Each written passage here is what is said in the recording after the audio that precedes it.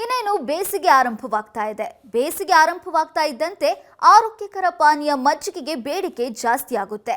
ಉಪ್ಪಿಗಿಂತ ರುಚಿ ಇಲ್ಲ, ತಾಯಿಗಿಂತ ಬಂಧುವಿಲ್ಲ ಅನ್ನೋ ಹಾಗೆ ಮಜ್ಜಿಗೆಗೆ ಉಪ್ಪು ಹಾಕಿ ಕುಡಿದ್ರೆ ಅದರ ರುಚಿನೂ ಜಾಸ್ತಿ ಆಗುತ್ತೆ.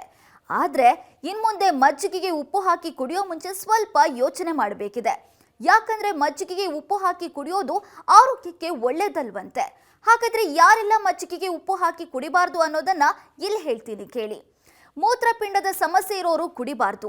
ಯಾಕಂದ್ರೆ ಮೂತ್ರಪಿಂಡದ ಸಮಸ್ಯೆಗಳು ಇದ್ರೆ ಸೋಡಿಯಂ ಮತ್ತು ಪೊಟ್ಯಾಷಿಯಂ ಹೆಚ್ಚಿರುವ ಆಹಾರವನ್ನ ಸೇವಿಸಬಾರ್ದು. ಸೋಡಿಯಂ ಮತ್ತು ಪೊಟ್ಯಾಷಿಯಂ ಸುಲಭವಾಗಿ ಜೀರ್ಣವಾಗೋದಿಲ್ಲ.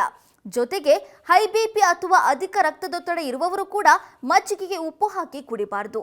ಉಪ್ಪಿನಿಂದ ಸೋಡಿಯಂ ಪ್ರಮಾಣ ಮಜ್ಜಿಗೆಯಲ್ಲಿ ಜಾಸ್ತಿ ಆಗುತ್ತೆ. ಇದರಿಂದ ಅಧಿಕ ರಕ್ತದೊತ್ತಡ ಜಾಸ್ತಿ ಆಗುತ್ತೆ. ಅಧಿಕ ರಕ್ತದೊತ್ತಡ ಇರುವವರು ಮಜ್ಜಿಗೆ ಕುಡಿಯೋದನ್ನ ಕೂಡ ಸ್ವಲ್ಪ ಕಡಿಮೆ ಮಾಡಿದ್ರೆ ಒಳ್ಳೇದು ಅನ್ಸುತ್ತೆ. ಯಾಕಂದ್ರೆ ಮಜ್ಜಿಗೆಯಲ್ಲಿರುವ ಸೋಡಿಯಂನಿಂದ ದೇಹದಲ್ಲಿ ನೀರಿನ ಪ್ರಮಾಣ ಜಾಸ್ತಿ ಉಳಿಯುತ್ತೆ. ಇದು ಹೃದಯ ಮತ್ತು ರಕ್ತನಾಳಗಳ ಮೇಲೆ ಹೆಚ್ಚು ಒತ್ತಡವನ್ನು ಉಂಟು ಮಾಡುತ್ತೆ. ಇನ್ನು ಆಸಿಡ್ ರಿಫ್ಲಕ್ಸ್ ಅಥವಾ GERD ಇರುವವರು ಕೂಡ ಮಜ್ಜಿಗೆಯನ್ನು ಕುಡಿಬಾರ್ದು ಅಂತ ವೈದ್ಯರು ಹೇಳ್ತಾರೆ. ಇನ್ಮುಂದೆ ಮಜ್ಜಿಗೆಗೆ ಉಪ್ಪು ಹಾಕಿ ಕುಡಿಬೇಕಾದ್ರೆ ಸ್ವಲ್ಪ ಯೋಚನೆ ಮಾಡಿ ಕುಡೀರಿ.